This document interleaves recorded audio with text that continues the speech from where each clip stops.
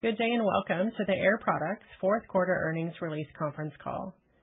Today's conference is being recorded at the request of Air Products. Please note that this presentation and the comments made on behalf of Air Products are subject to copyright by Air Products and all rights are reserved. Beginning today's call is Megan Britt. Please go ahead. Hello and welcome to the fourth quarter and full year fiscal 2025 earnings conference call for Air Products. Our prepared remarks today will be led by Eduardo Menezes, Chief Executive Officer, and Melissa Schaefer, Executive Vice President and Chief Financial Officer. We have prepared presentation slides to supplement our remarks during the call, which are posted on the Investor Relations section of the Air Products website.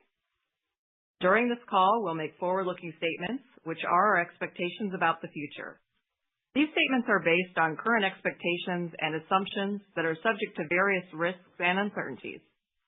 Our actual results could materially differ from these statements due to these risks and uncertainties, including but not limited to those discussed on this call and in the forward-looking statements and risk factors sections of our reports filed with the SEC.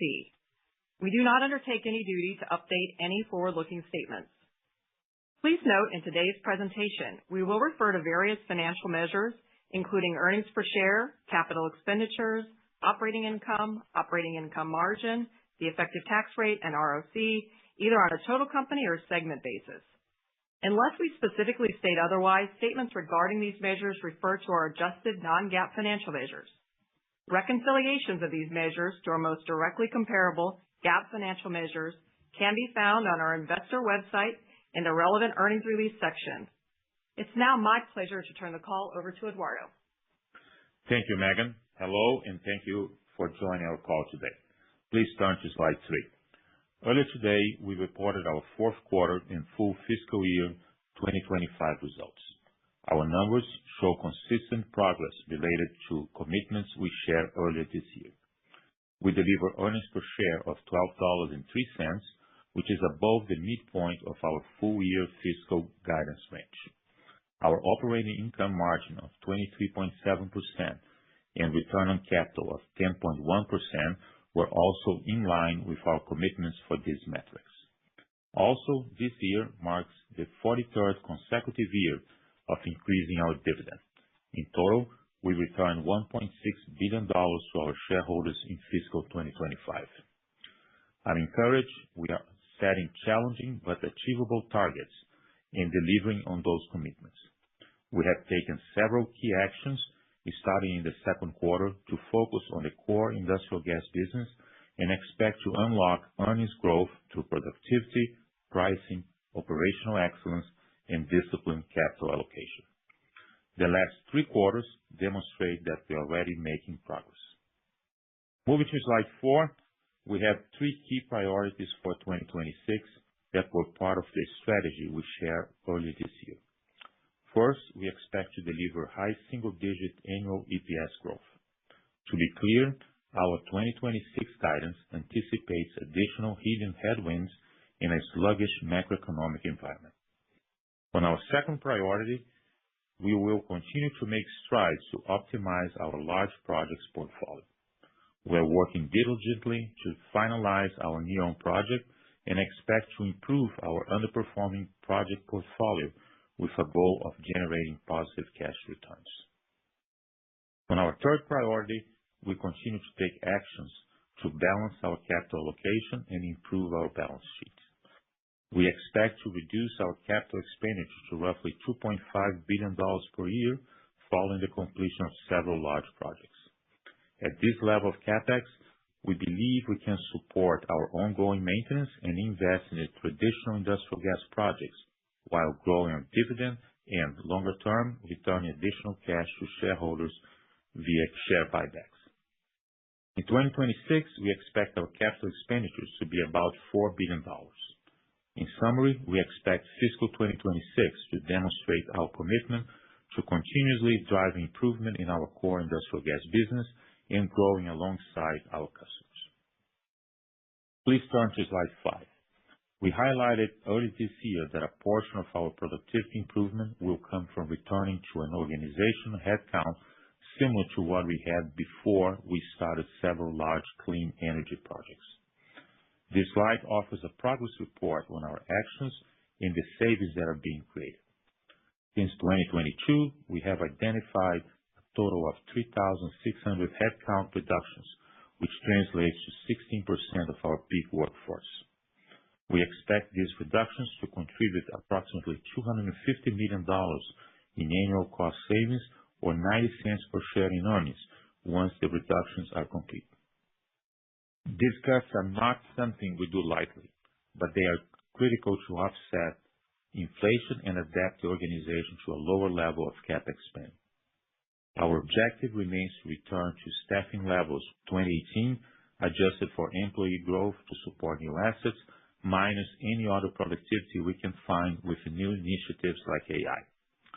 Moving to slide 6, we have a summary of our expected CapEx expenditures after 2026. As we have previously said, we are also moving forward with several underperforming projects, given our commercial obligations and project status. We have roughly $2.5 billion remaining to be spent on these projects from 2026 to 2028. Though these projects are not expected to contribute materially to operating income, we continue to work to improve their results through commercial negotiations, operational improvement, and productivity. For our NEOM project, this slide reflects the CapEx related to our equity contribution to the overall project, which will be completed in 2027. Any further investments for ammonia dissociation in Europe will need to be approved separately. After we bring these projects on stream, we expect capital expenditures of roughly $2.5 billion per year, which can sustain both our future growth and ongoing maintenance. For our blue hydrogen project in Louisiana, we have halted making new commitments until an offtake agreement is reached. In this slide, our capital investment for this project in 26 reflects only prior commitments on the project, and we have excluded any spending beyond 2026. Like in the case of NEOM downstream investments, they would need to be justified and approved based on firm offtake commitments. I'll talk more about the Louisiana and NEOM projects in our next slide. On traditional core growth, we expect to invest approximately $1.5 billion per year going forward.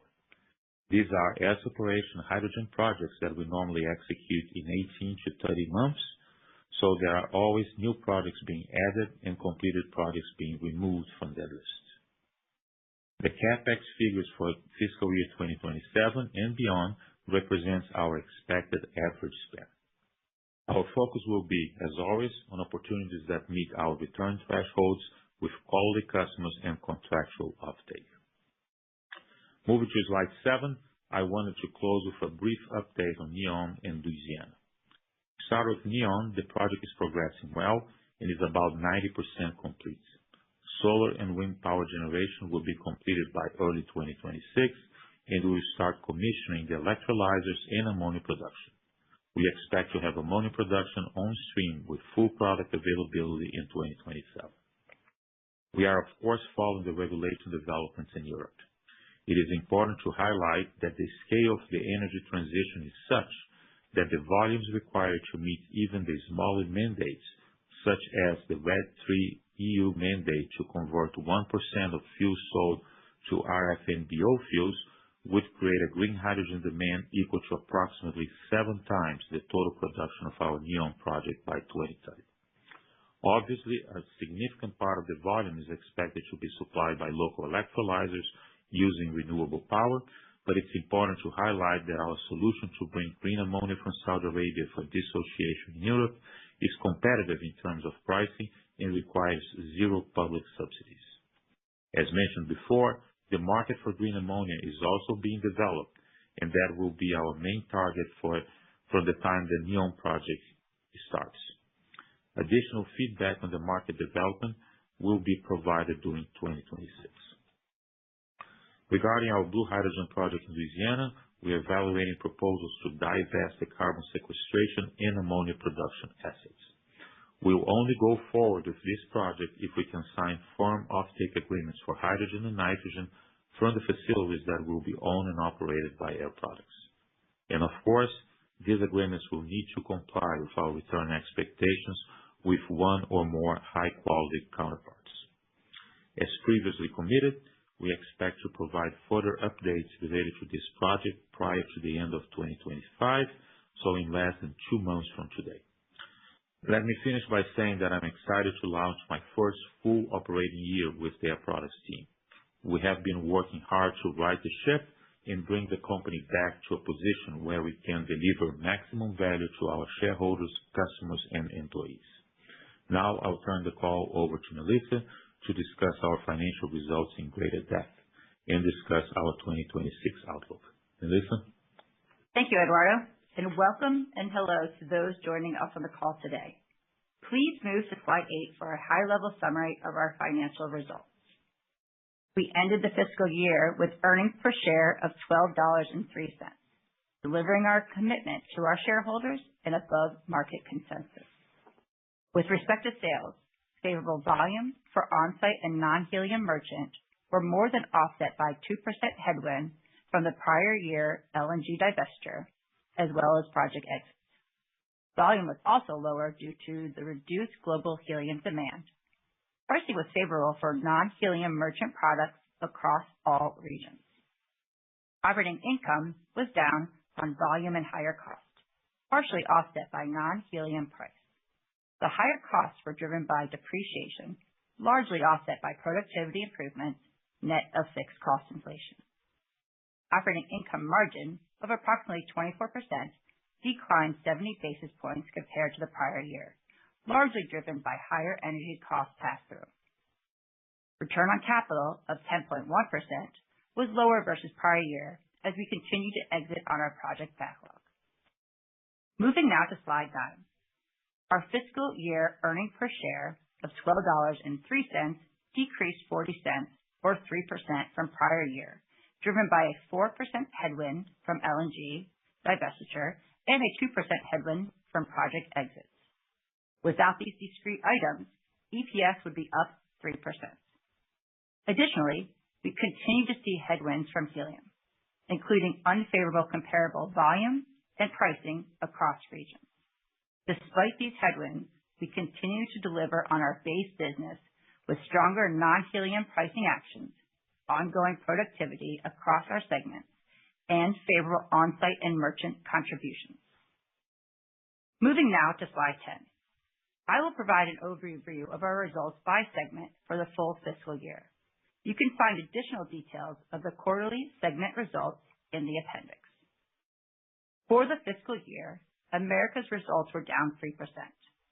As a reminder, we reported a one-time asset sale associated with an early contract termination at the request of a customer in the prior year fourth quarter, which alone resulted in a 3% headwind in the Americas. Additional drivers include headwinds from project exits and helium and higher maintenance-related costs. These were partially offset by strong non-helium pricing actions, productivity improvement, and favorable on-site contributions from our HYCO business. Asia fiscal year results were relatively flat, as lower helium was offset by favorable on-site, non-helium price, and productivity. During the quarter, we made the decision to sell 2 coal gasification projects within Asia, which are now within assets held for sale. Europe's FY 25 results improved 4%, as non-helium merchant pricing, productivity, and favorable on-site contribution was partially offset by lower helium and higher costs associated with depreciation and fixed cost inflation. The full year Middle East and India equity affiliates income decreased 2% from prior year, primarily due to lower contributions from our Jazan joint venture. The full year results for the corporate and other segment were primarily impacted by the headwind from the prior year sale of LNG, partially offset by lower changes to the sale of equipment project estimates and lower costs with our continued focus on productivity improvements. Moving now to slide 11. We continue to generate strong cash flows from our base business, supporting investments in both energy transition and traditional industrial gas projects. Additionally, we returned $1.6 billion in cash to our shareholders. We remain committed to disciplined cost control, a reduction in capital expenditures, and strategic asset actions aimed at unlocking value and generating cash. Moving now to slide 12. We will review our outlook for fiscal 2026. For the full year, we expect to deliver earnings per share in the range of $12.85 to $13.15, an improvement of 7 to 9% from the prior year. Despite a helium headwind comparable to FY25, this growth is expected to be achieved through new asset contribution and continued focus on pricing actions and productivity. We also expect a 1% benefit from the rationalization of projects, in large part due to the 2 Asia gasification assets we wrote down in fiscal 2025. We are focused on delivering these results in line with the 5-year roadmap we introduced earlier this year. For the first quarter of 2026, we expect to deliver earnings per share in the range of $2.95 to $3.10, representing a 3 to 8% improvement from the prior year. Our outlook assumes growth from continued pricing actions and productivity, as well as a benefit from the rationalization of projects and lower planned maintenance, partially offset by lower helium. As a reminder, we expect our first quarter to be lower sequentially due to normal seasonality. With respect to capital, we expect to spend approximately $4 billion as we execute on our project backlog, including approximately $1 billion on traditional industrial gas projects, and invest in ongoing maintenance. As we look to de-risk our Louisiana projects and optimize our portfolio, we expect to be modestly cash flow positive in fiscal year 2026 and are committed to staying cash flow neutral through 2028 as we close out on several projects. Now we'll open the call up for questions. Operator? Thank you. If you would like to ask a question, please signal on your telephone keypad by pressing star 1. We ask that you please limit yourself to one question and one follow-up, asking your questions one at a time. If you're using a speakerphone, please make sure your mute function is turned off to allow your signal to reach our equipment. Again, press star 1 to ask a question.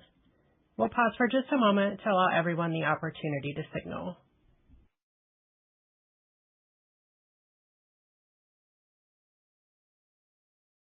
And we'll go first to Jeff Zekauskas with JP Morgan.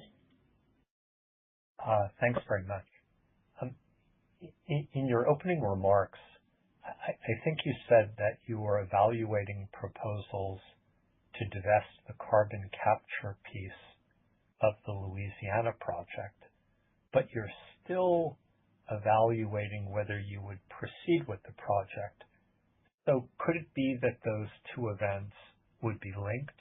That is, you would sell the carbon capture piece to a party and then work with them to provide them hydrogen or hydrogen and ammonia? Good morning, Jeff. Yeah, let me try to explain that. The idea of this project is basically to transform into a regular hydrogen, and air separation project where we supply hydrogen and nitrogen to someone that will produce the ammonia. The CO2 that is being produced by the facility, has to be sequestered in order for you to capture the 45Q credit, right? So what we're basically saying is that Air Products was developing by itself its own pore space to do that.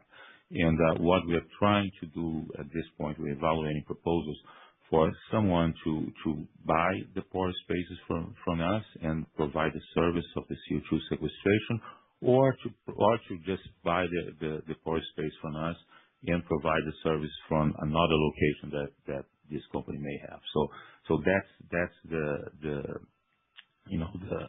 picture in terms of the CO2 sequestration. And yes, this is connected to the overall project. Although, if we decided not to go forward, of course, we still have this asset that is the pore space that we can try to monetize in the market. And as for the Alberta project, because the cost overruns have been so high, why don't you simply stop the project, or impedes you from stopping it. And would that project have to be money losing on an EPS basis because the depreciation charges will just be so high from the cost overruns when it comes on, if it comes on? Mm-hmm.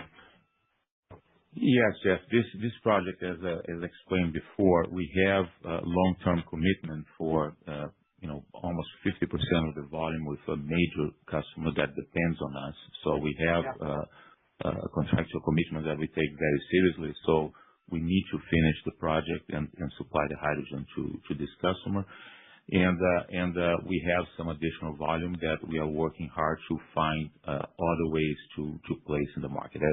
As you probably know, we already have infrastructure in place in Edmonton. We have two other sites that are connected through a pipeline, and this third site will also be connected there. So we can move the product from these three sites to basically all the refineries that are located in that area. So that's the work we're doing with the additional volume. But our commitment to go forward is basically what we need to have in order to fulfill our contractual obligations. Thank you so much. Thank you. We'll go next to David Begleiter with Deutsche Bank. Thank you. Good morning. Eduardo, on the cost savings and the employee headcount, is the 20,000 headcount you're targeting a new base, or could it go lower from there? Yeah, this is what we are expecting to have at the end of this year. We continue to find ways to rationalize our workforce to make sure that we use all the technologies available. I think we demonstrate that we are reducing our SG&A year by year, and if my recollection is correct, I think we said that our original number when we were in 2018 was close to 18,500 people, and our objective is to go back to that number, plus the people that we absolutely need to operate some assets that we added since that date. So I would say that we still have some room to go, but it's an ongoing process to always optimize and make sure that you are as competitive as possible. Very good. And just back on Louisiana, if you do move forward with that project, with these offtake or partners you suggested, what would be the capex remaining to Air Products? Yeah, we will provide that data, Dave, when we update the project. I think it's. I hope everybody understands that what we are saying is trying to summarize that no offtake deals, no FID. So Air Products started this project without having an offtake deal. We paused the project. We're working hard to find solutions for that. The economics of the project, when you look at the natural gas price, the infrastructure that we have in place, and the 45Q, is it is the right place to install blue hydrogen and blue ammonia projects. I think both other ammonia producers and even our competitors that are doing similar projects in Texas and Louisiana saying exactly the same thing, that you can be competitive even against gray ammonia in Europe. So we're working on that, trying to find a solution. I understand we are basically 45 days away from the end of the year, and if I really didn't think that we have a chance to have something, it would be much easier for me to say that today. But we still believe that we can find an interesting solution for this project, and we'll provide a full update before the end of this year. Thank you. We'll go next to Duffy Fisher with Goldman Sachs. Yeah, good morning. Just want to get some insights into the growth into next year. So at the midpoint of your guide, you're up 8%, but there's a negative 4% from helium, so that's really 12. Melissa called out one from the shutdown of the sale of the Chinese assets, which gets you to 11. So of that 11% growth underlying, can you break that out, kind of new projects, price, efficiencies, how you deliver that? And is that smooth throughout the year, or are the oncoming projects back-end loaded? Yeah, we expect a contribution from new assets in both in Asia and the Americas that can give us around 2-3% growth, and then the balance will come from price and productivity. I would say half and half there. We are working very hard on the productivity side, as we mentioned on our headcount slide, and on the pricing is a continuous work for us. The helium headwind that we have is very similar to what we had this year. I would say that when we say that this is the headwind for 2026, is basically agreements that we are reviewing and we're signing this year in 2025 or the previous year, now the fiscal year. Our products, most of our volume comes from large liquid customers. As you know, our packaged gas business is basically limited to Europe. So we pretty much know where these agreements are going to be next year, and that's where they are at the fourth quarter of this year. So we're pretty comfortable that we understand well the headwind that we have in heating, and in the base business, as I said, 3% on new assets and the balance coming from productivity and price. Great, thanks.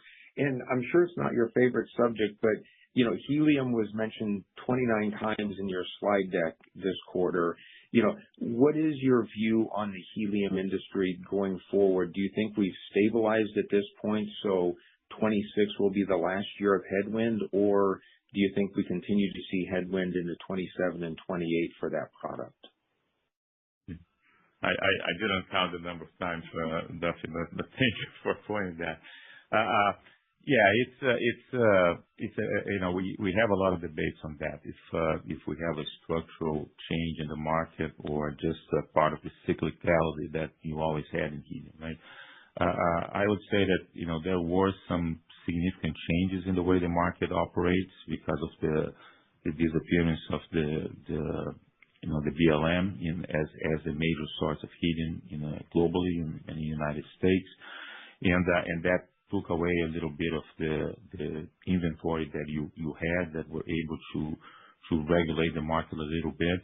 I think most of the major players now, they are now installing their own storage. So we have our own cavern. Our two competitors, they have their own caverns as well. So I hope that this will help regulate the market a little bit. And from what I see today, I see still some decline in 27, but not at the same level that we had this year. And the best guess that we have is that will be the lowest point, and the market will stabilize. But we need to see how the sources develop and how the effect of this storage of helium will have in the overall marketplace. Great. Thank you, guys. Thank you. We'll go next to Patrick Cunningham with Citi. Hi, good morning. If you decide to forego downstream investment in NEOM, maybe based on unfavorable regulatory environment, whatever it may be, what do the commercial options look like? And would you expect to see any positive EPS contribution in 2027 under a scenario where you have to sell ammonia exclusively? Yeah, we're still talking about the guidance for 2026, right? So we're going to we're working on this issue. We're going to work during the year, and by the end of 2026, we'll be able to give you more guidance on that. There's no question that in the beginning of this project, we'll need to commercialize the product as ammonia. The market for green and blue ammonia or low carbon ammonia, whatever you wanna call, It's developing. So, I expect that we're going to have the ability to sell some of our production in the beginning of the operation as green, and that percentage will grow with time. What is exactly the numbers? As you know, ammonia, it's its own market. It has different pricing dynamics. So we're going to need to wait a little bit more to give you a forecast for 2027. Understood. And then maybe just a quick one on equity affiliates income. We saw meaningful growth in the Americas this quarter. Can you provide some color on what was driving that and what we should sort of expect for a step up or step down across all of the regions in equity income next year? Yeah, I can ask Melissa to answer, but it's basically Mexico for us, and they have had a very strong second half of the year. Yeah. Thanks, Eduardo. So absolutely. So our Mexican joint venture did see improvements year over year. We do expect about a flat going into FY26. However, we did see a slight decline in our Jazan joint venture in 25, and we actually look for that to be a pickup in 26. Obviously, interest rates do impact that. So as interest rates do decline, we will see improvement on the equity affiliate contributions from our Jazan joint venture. Thank you. We'll go next to Josh Spector with UBS. Yeah, hi, good morning. Eduardo, I wanted to just ask you about the decision on Louisiana. I mean, I think based on investor expectations, you might have had some license to maybe push out a decision there a little bit beyond year end, but you having the text commitment to communicate something here in the next couple of months. So I'm just curious if you could talk about the range of scenarios there. Is that a go or no go, meaning cancel decision? Or do you see a scenario where kind of some decision gets pushed out beyond the year-end timeframe? Yeah, I understand the curiosity, Josh, and we would like to be able to communicate more at this point, but we really need to wait until the end of the year. Again, I would say that if we are telling you that we believe that we have a reasonable chance to communicate something by the end of this year, it means that we have very advanced negotiations and with counterparts on that, right? It is the largest project, or would be the largest project products ever built, or probably any other industrial gas company. So it's very complex negotiation, and we have been working on that for several months now. I would say that from that perspective, it's going well. My main concern on this project really is on the capital estimate for the project. When you look at the slide, you can see a picture of a cold box that we manufacture for this project. So we have all the major equipment done, we have all the engineering done, but we still need to do the construction. And the construction market in the United States is very hot at this point. A lot of competition from data centers and other people trying to build other structures and coming from different industries and able to pay different prices. I think this is affecting projects for the entire chemical industry. So we are looking at that very carefully, trying to understand what is real, what is not, and what is a bubble. With the point that if you look at our slides, you can see that we made a point about applying for a major air source permit there in Louisiana. And we did that because our potential counterparts asked us to have the flexibility of running the plant on a gray mode if something happens with the CO2 sequestration that we didn't expect to do, or still don't expect to do, because the CO2 is a big contributor for the project. But and it's something that the other projects are doing, and we decided to apply for that major permit. and that will take several months. That will probably take up to mid-2026, and from there, you need to do civil construction. So really, the peak of the mechanical and electrical construction would be like mid-2027, and the judgment that we need to make is how hot or not hot the U.S. construction market will be at that point. So that's why we have been working a lot of details behind that decision, and we will communicate clearly where we are in the project before the end of this year. Okay, thank you. And just a quick follow-up just with the guide for 26. Your comments are minimal volume growth to something of that extent. Just wondering if you could quantify minimal. Are we talking about near zero growth? And basically, if we end up having a macro environment that looks like where we've been at the last couple of quarters, is that a risk to your guidance, or is that largely baked in? Thanks.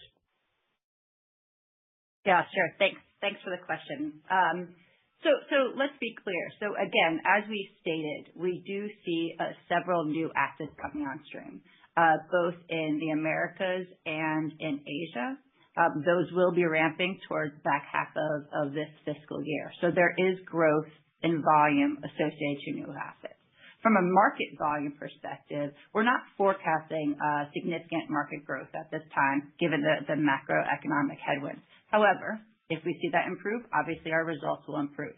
So definitely volume from new assets, but at this time, not forecasting significant market volume due to those headwinds. Okay, thank you. We'll move next to Vincent Andrews with Morgan Stanley.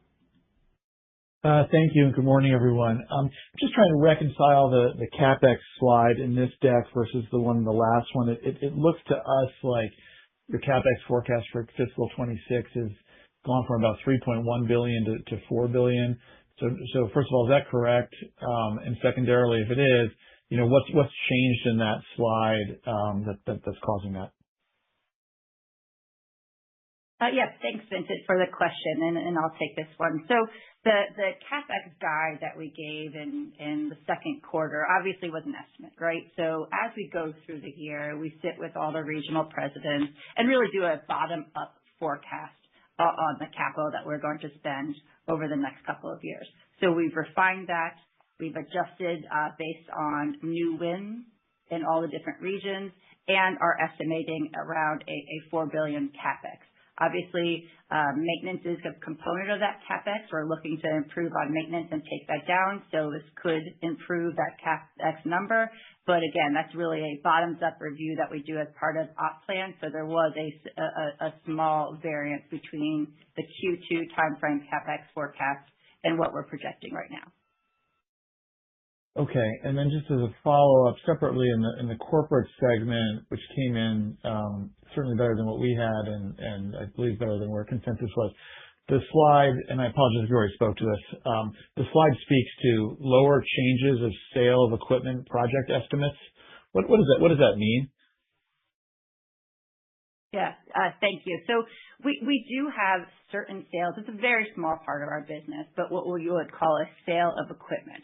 When we sell a project to a company that's not going to be a long-term sale of gas project, we have had some cost increases associated to certain projects that are sale of equipment that are, again, accounted on a percentage of completion accounting perspective.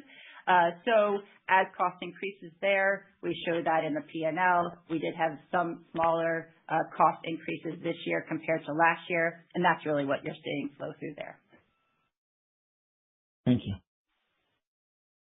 Thank you. We'll move next to Chris Parkinson with Wolfe Research.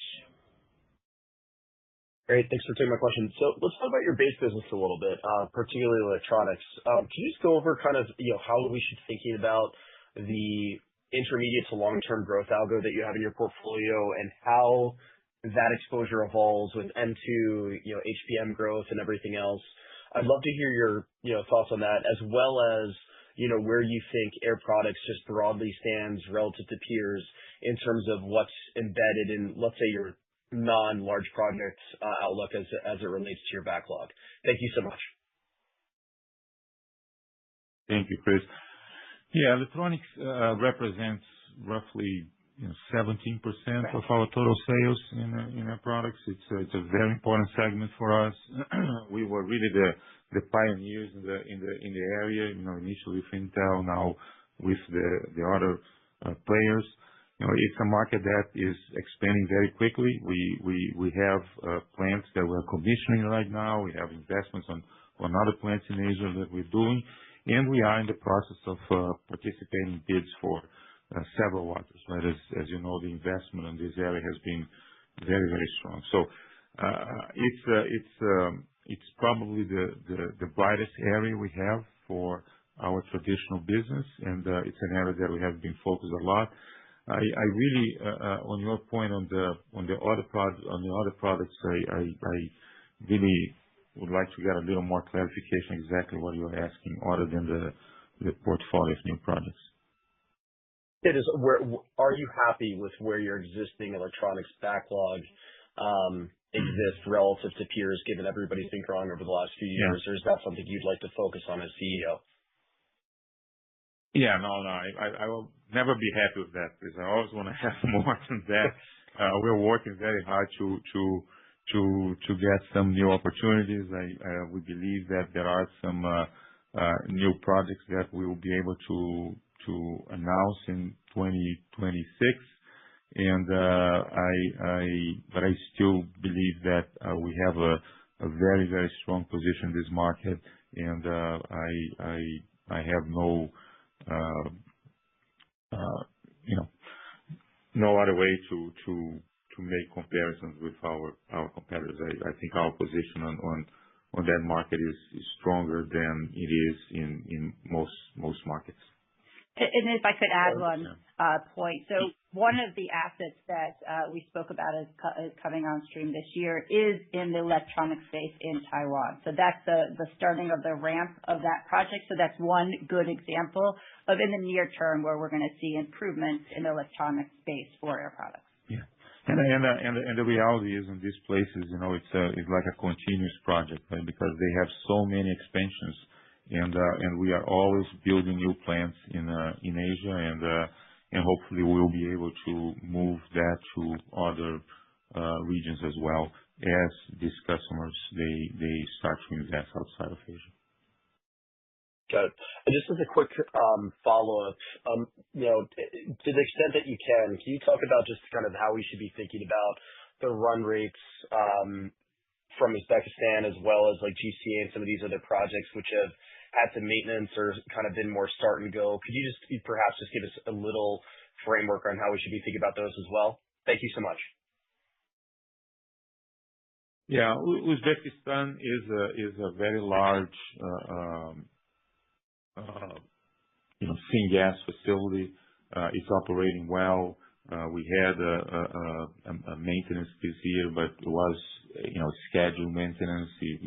This kind of plants, you have to do that every few years. So no real issues there, and the plant is running at very high rates at this point.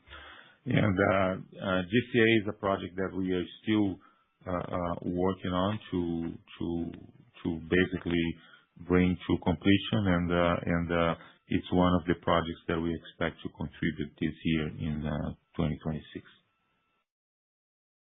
Thank you so much. Thanks, Chris. Thank you, Chris. We'll go next to John Roberts with Mizuho Securities. Thank you, and nice quarter and guidance. Are you still anticipating doing ammonia cracking in Europe and building an ammonia cracker there?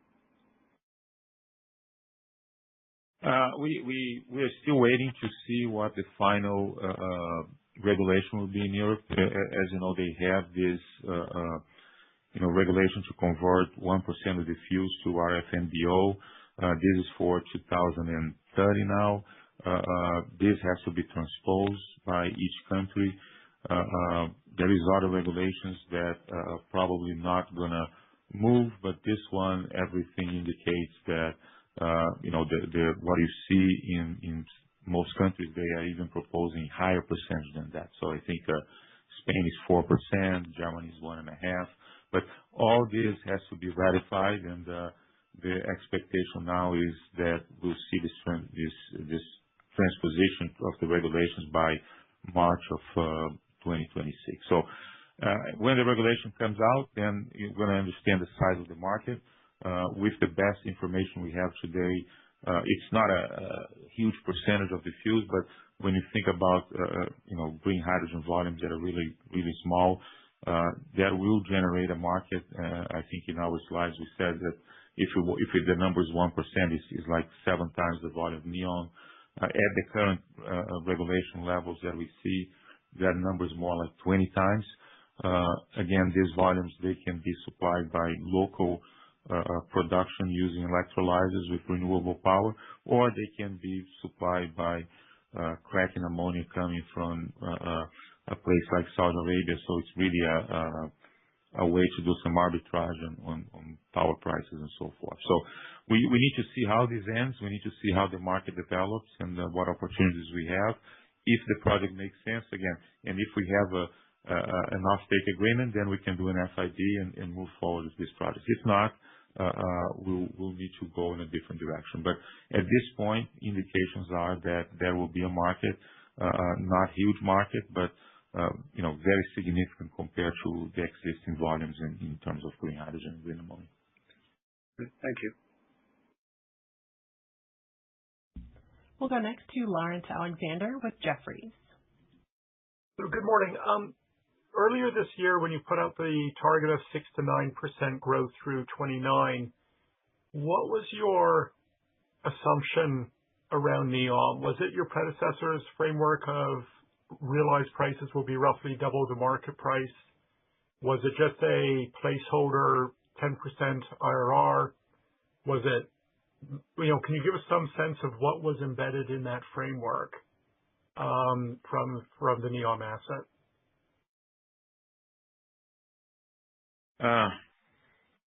No, we didn't add any kind of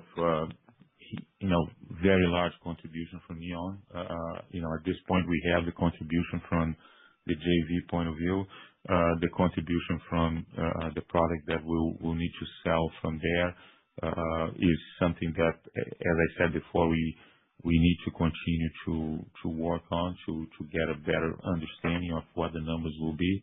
But on our guidance for that, high single digits between now and 29, we count with minimum contribution from that project.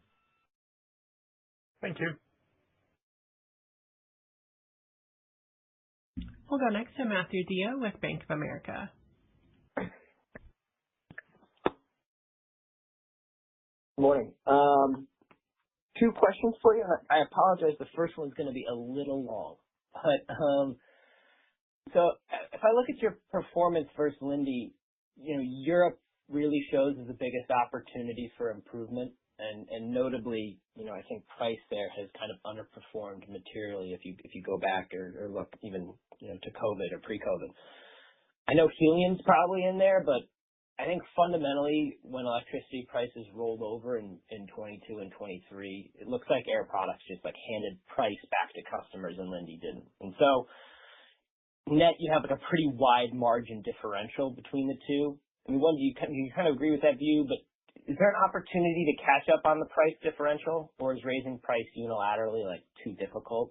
And then, as my second, is there a world where you can just like monetize the $2 billion sunk cost in Darrow to another company that's looking to do a project along the Gulf Coast that might have maybe different strategic goals from our products? So I don't know, maybe you can get like 50% of that, right? Is there a world where you can walk away with $1 billion and just say, that's better than just a full project walk? Mm-hmm. Yes.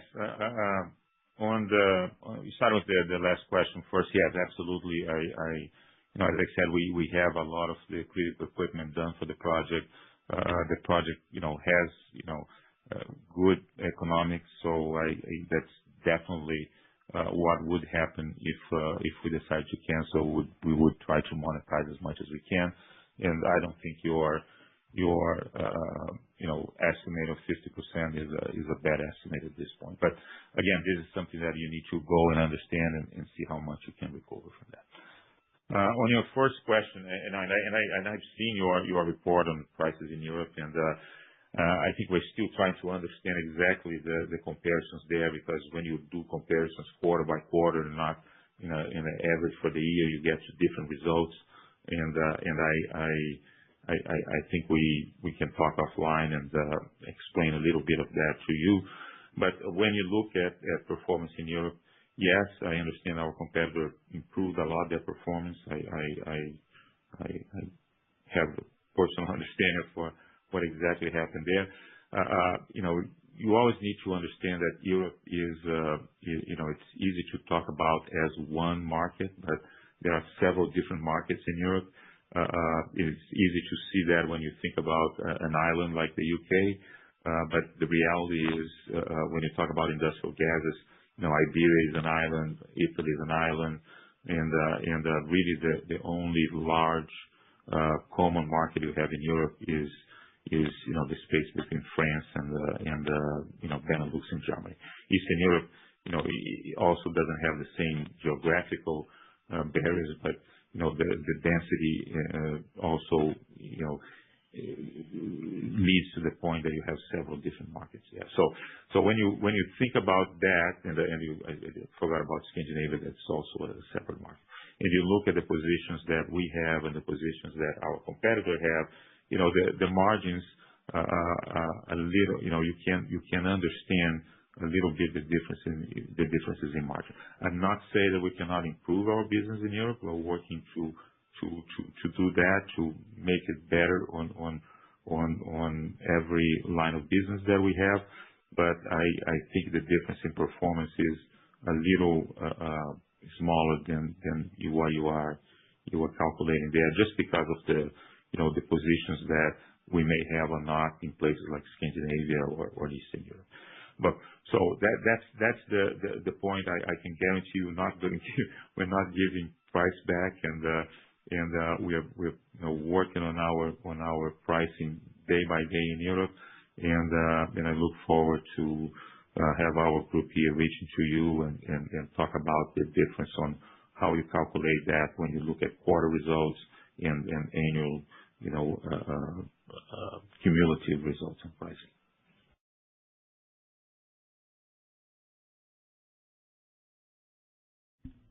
We'll move next to Arun Viswanathan with RBC Capital Markets.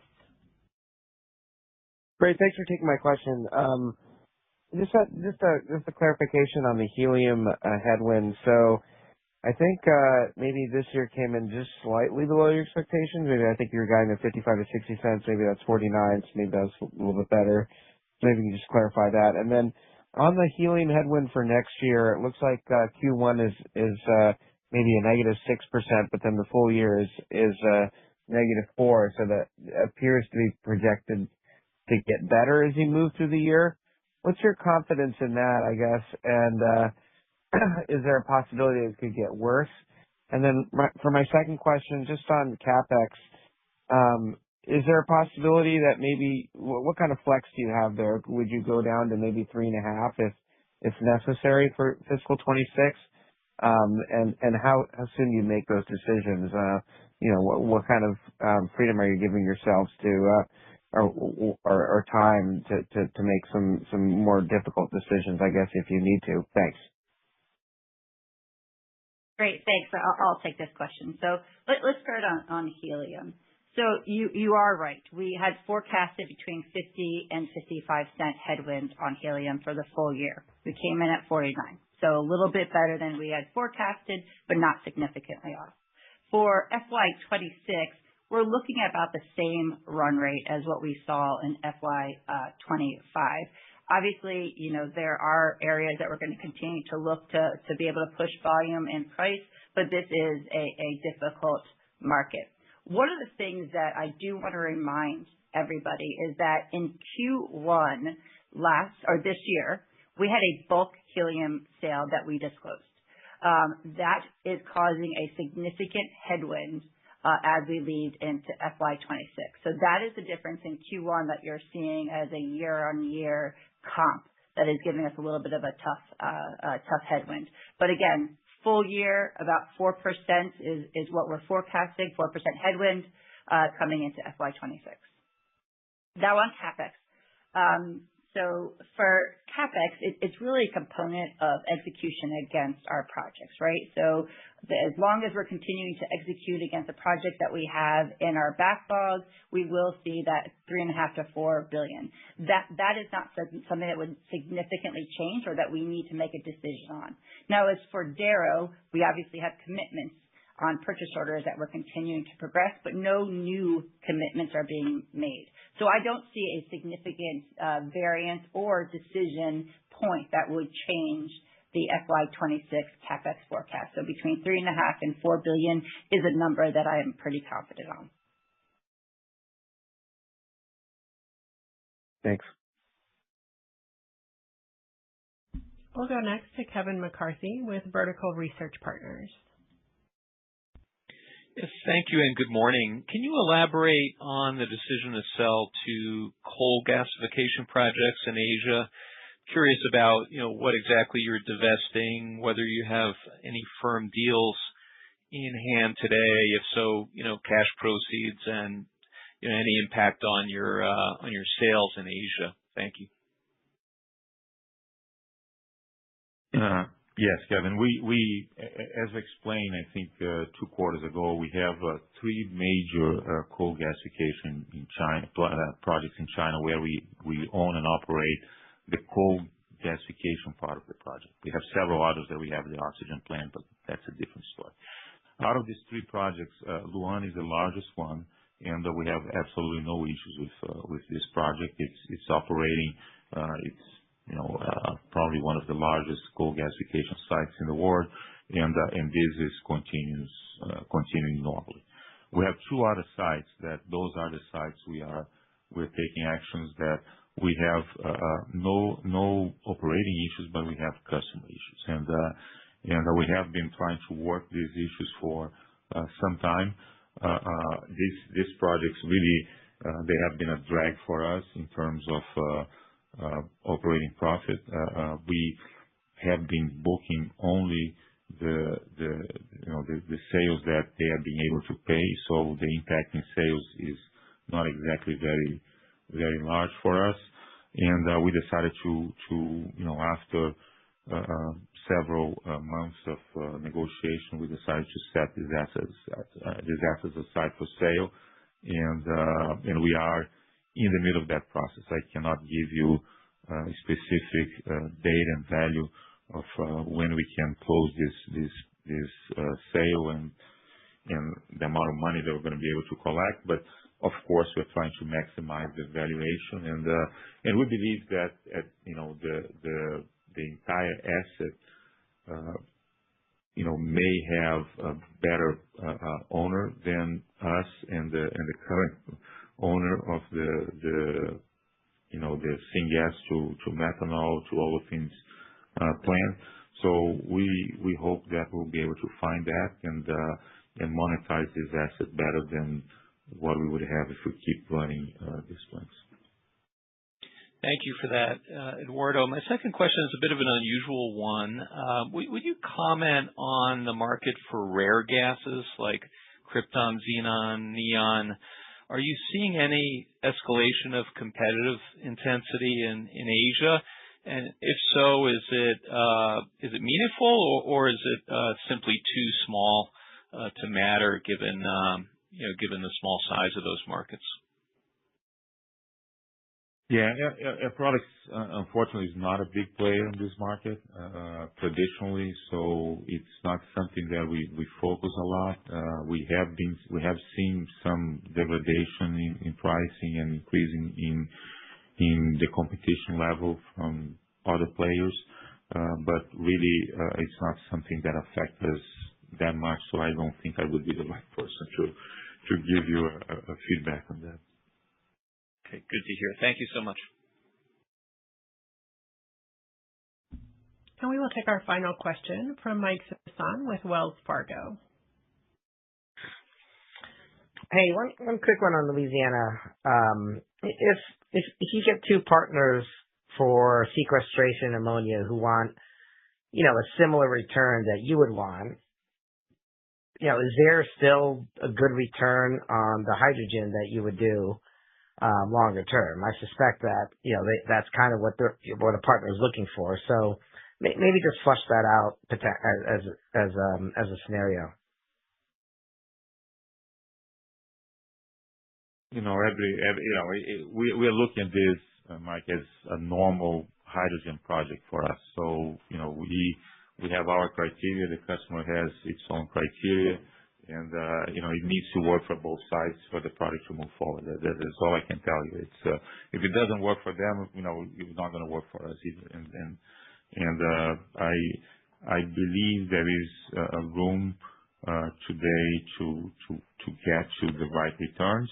As I said, to get the right returns, you need to have a commercial negotiation pricing, but we also need to have, a firm estimate on the capital cost, and that's also part of the equation here. Got it. Thank you. Thank you.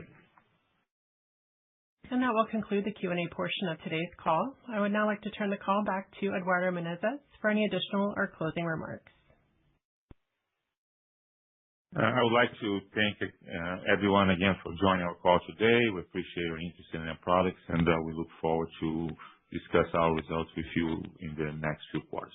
Thank you, and have a great day. Bye. Thank you. Ladies and gentlemen, that will conclude today's call. We thank you for your participation. You may disconnect.